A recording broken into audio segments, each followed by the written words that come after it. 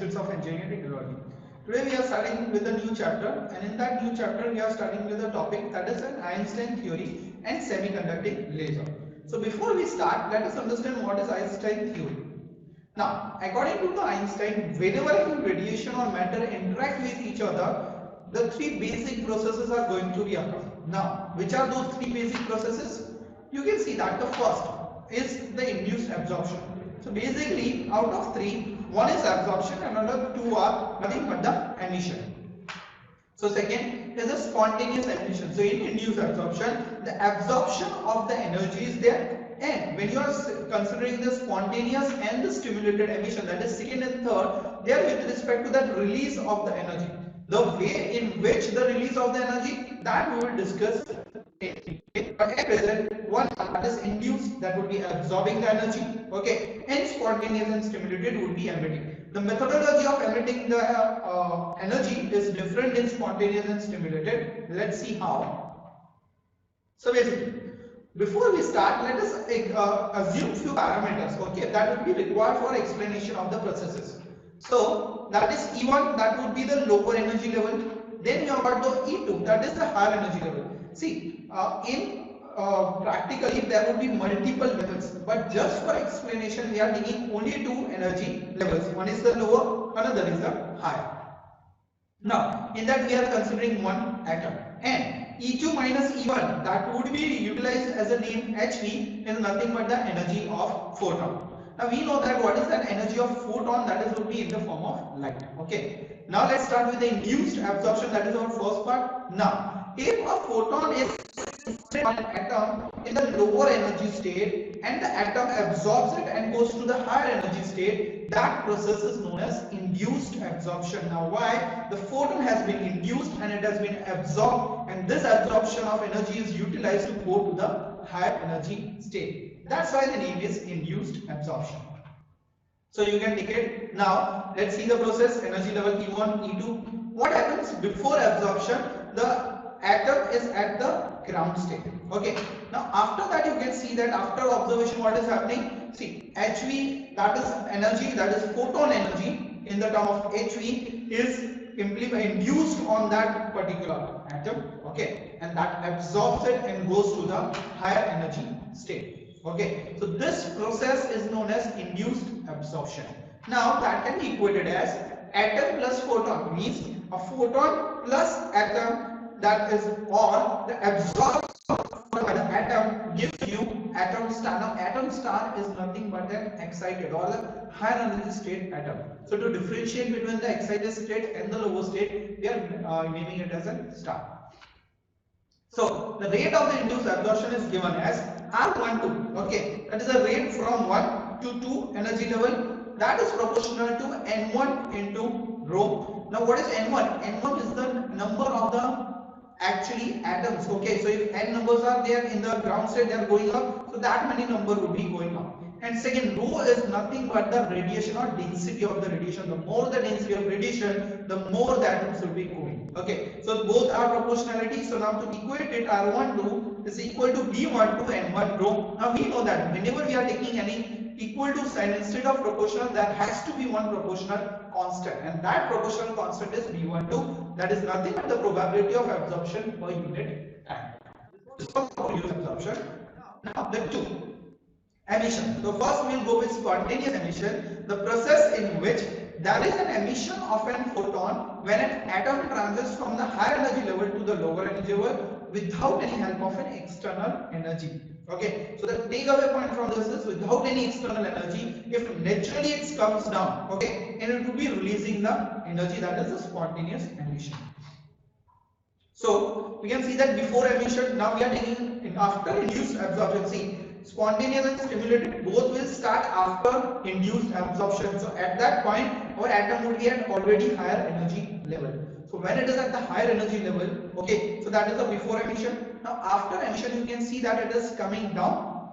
It will be coming down and releasing the same amount of the energy that has been gained, because we know that the energy cannot be created nor it can be destroyed, just transfers. Okay, so this is what has happened. It will not sustain energy forever, and it will releasing the same energy. Okay, now this we can say that atom star, okay, that was nothing but that the high energy level is equal to what it gave us, photon plus atom that was at the lower energy level. And that can be also equated, the rate of the spontaneous emission is given as SR21. Okay, so 21 stands for from the higher to the lower energy level, SP stands for spontaneous. Okay, and that is your N2.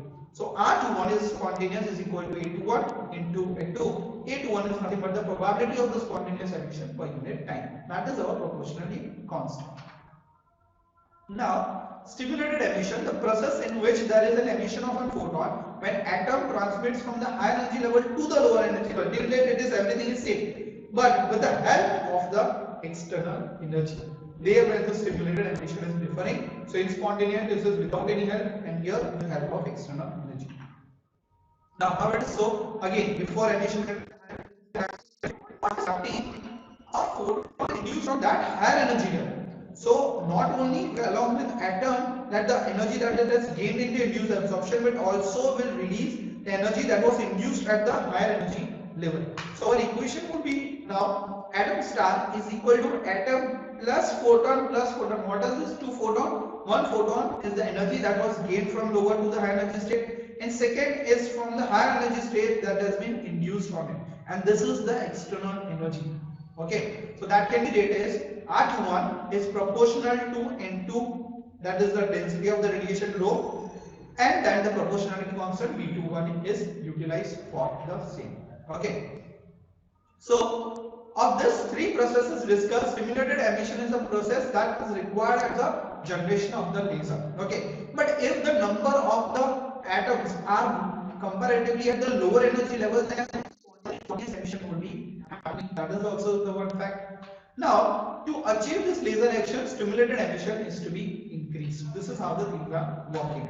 That was all about Einstein theory. Now let's go with the basic term related to laser, that the terminology that we need to understand before we start our actual theory. So we will quickly go further. Population inversion, the state of achieving more number of atoms at the higher energy level compared to the lower energy level, that is population inversion. Why? Because the more number of atoms would be there at the higher energy state, more the stimulated emission would be possible. That is the only reason. Pumping, the mechanism to set the electrons from the lower energy state to the higher energy state with the help of an external source, that is the process known as pumping. Okay. Now after that, what is the lasing action? The process that leads the emission of the stimulated photon after establishing the population inversion. Okay, that is lasing. Now the maximum time period for which atom is at the excited state. Okay, now this lifetime is very important because the more it stays up, the more chance you get to get it into the stimulated emission. So after that, now we have got the metastable state. Now what is the metastable state? The energy level in the atomic system where the lifetime of the atom is very large. Okay, so see, the atom are having different level, different energy level is there, and that is nothing but the lifetime at which the particular level it is spending its time or it is residing. The metastable state is among those, the maximum time where it spends, that is our metastable state. So now active medium, the medium where the population inversion is achieved, that is our laser action. Okay, so for laser action wherever the population inversion is achieved, that is our active medium.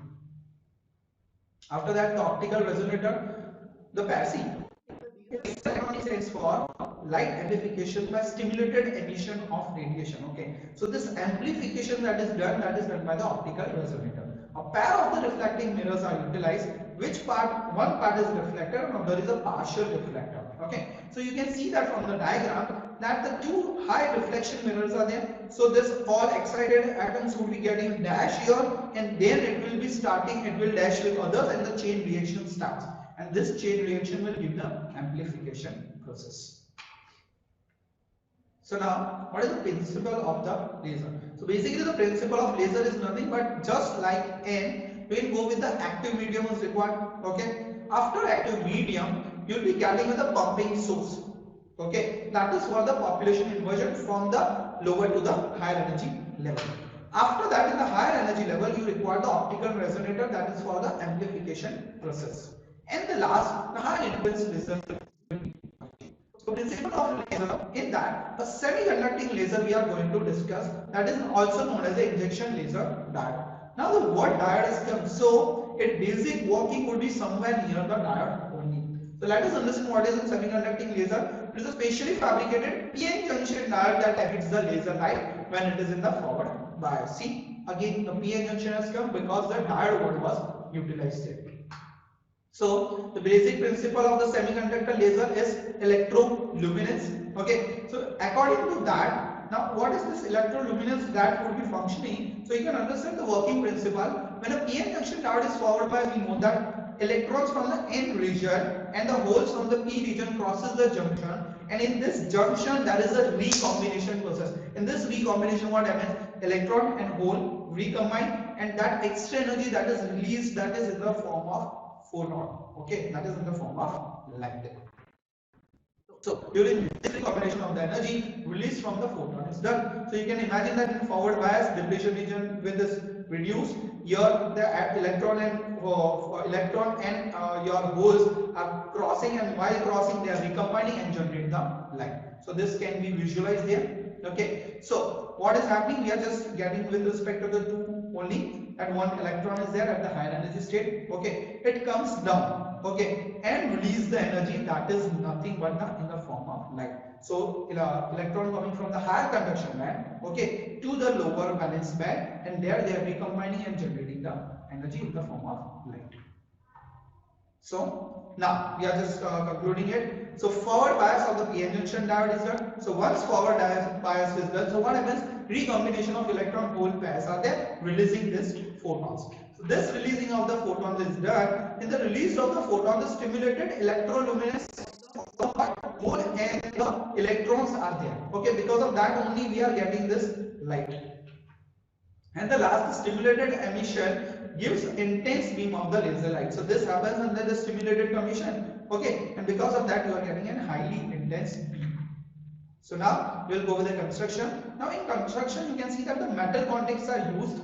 See, we can see that gallium arsenide, P and N type materials are used. But what is this metal contacts up and down? Okay, they are for the higher conductivity. Okay, this is our actually p-n junction, but you can also see that one side is a polished partially reflecting surface and another side is a 100% reflection. And why we required it? Because of this amplification. Okay, that is nothing but your optical resonator. So you can see that one residual light is there and another side the light is actually coming out. So this is the basic construction. Now let's see the working. So first, the population is achieved by applying a forward bias voltage. So what is happening? All it goes to the higher energy level.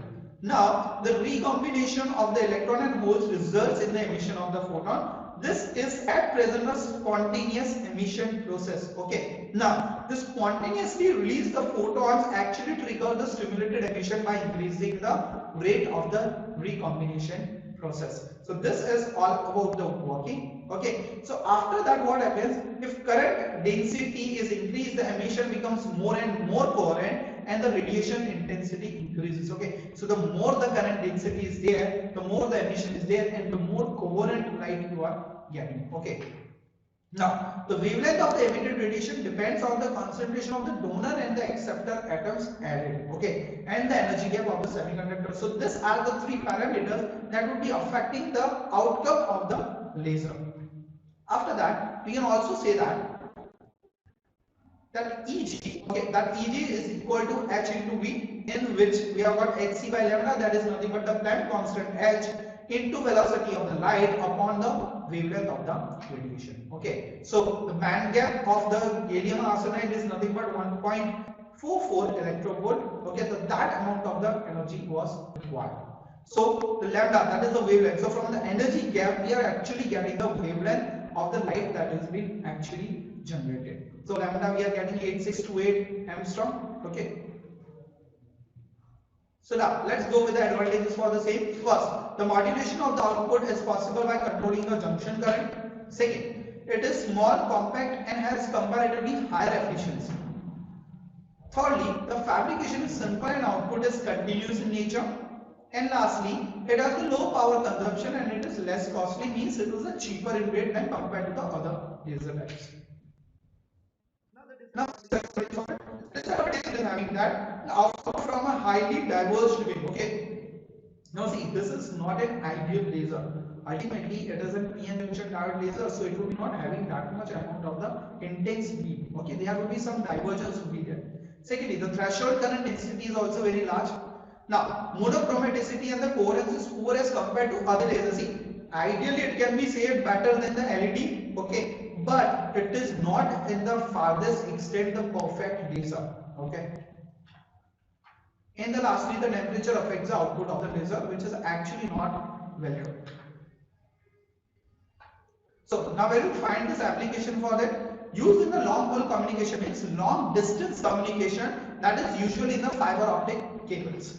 Second, it is used in the optical communication in the PCs as well as the mobile phones. Now, it is also used in the laser printers where comparative is not that much important. It can be also used in the laser microscopes as well as the line lasers. So this was all about the session. Hope you guys have understood it very well. See you.